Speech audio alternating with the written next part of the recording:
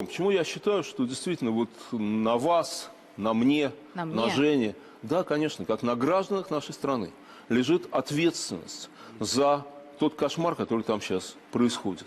Вот я так считаю, да, на нас с вами, как на гражданах Российской Федерации. Вот почему.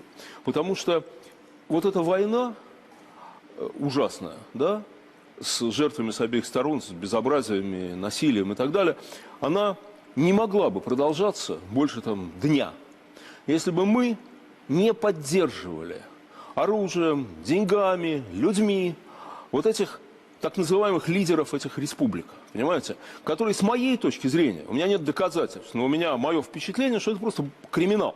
Вот просто криминал. Понимаете, ну если один из лидеров Донецкой Народной Республики, господин Пушилин, был до того, как бороться за свободу Донбасса, был региональным менеджером МММ, все помнят, что такое МММ, да? Вот он был региональным менеджером МММ, теперь он борется за свободу Донбасса, да? Я не верю этим людям. Леонид Яковлевич, кем был как раз та Захарченко? ситуация, Кем я был вас на секунду Захарченко до перебью. войны? Курями торговал, у него было 2 ларька. Понимаете, вот если бы мы не поддерживали этих людей, война бы там быстро закончилась. И она бы закончилась вовсе не геноцидом и прочим. Это все чушь собачья. Потому что есть пример. Был такой город Славянск, который долгое время оборонял наш преступник, как мне кажется, Гиркин, Стрелков-Гиркин, гражданин Российской Федерации, который за каким-то дьяволом на территории другой страны. У вас традиционно нет доказательств. У меня есть доказательства, простите. Он себя позиционировал как командира этой обороны, он гражданин Российской Федерации. Он еще до этого был обозревателем газеты «Завтра». Так вот, туда, в Славянск, обещал Рогозин поехать в окоп. Сказал, что все свои должности отдам ради счастья быть в окопе, оборонять Славянск. Не доехал почему-то. Так вот, когда выбили Гиркина из Славянска, когда его все-таки выбили, и туда вошла украинская армия, там не было никаких эксцессов, там наладилась нормальная жизнь, там нет никакой гуманитарной катастрофы. Нам нечего там делать, нашим ребятам нечего там делать. И вот то, что мы поддерживаем всех этих Захарченок, понимаете, которые там гигантские деньги пилят и так далее, вот в этом наша с вами и ваша, как гражданки Российской Федерации, и моя, как гражданин Российской Федерации, ответственность. Я как и многие я гражданин Украины.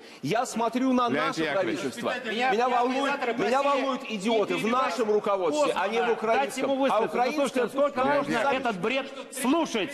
Вы знаете, смотрите, вот когда показывают этого парня, Сергея, я не помню отчество, которого мать убили. Сергей Валерьевич. Сергей Валерьевич, да. Вот. Ну, естественно, любому нормальному человеку, я уверен, что и в этой студии, так сказать, любому человеку понятно, что это вообще ужасно, да.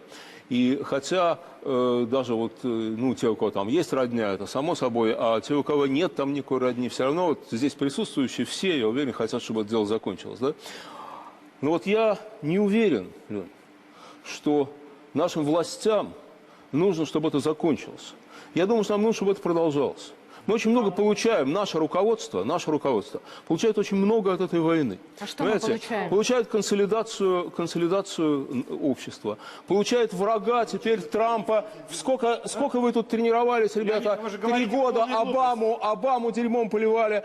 Значит, все как бы, теперь вроде нельзя американцев ругать, американцы вроде хорошие. Вам нельзя ругать американцев? Нет, вам нельзя. Нам вас жалко, как жалко. Эрдоган теперь вроде друг, а враг-то нужно же объяснять, почему у нас жизнь плохая. Поэтому я очень боюсь, что для наших властей нету такой сильной мотивации закончить. Точно так же, как нет мотивации закончить у руководства ДНР, ЛНР. Если представьте себе, что там заканчивается этот кошмар, куда эти Захарченки денутся? Кому они нафиг нужны?